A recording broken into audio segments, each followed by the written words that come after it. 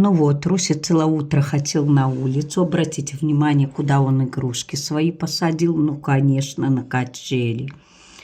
Он считает, что он уже взрослый. С этого года не садится на качели, только игрушки на качели. А сам решил книжечку почитать.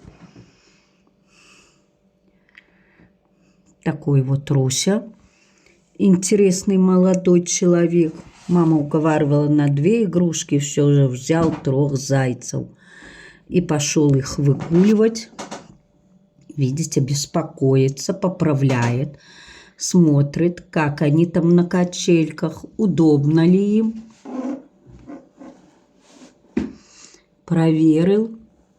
Да, беспокоиться нечем. Хозяйственный. Не то, что некоторые не берегут свои игрушки. Руслан заботится о своих.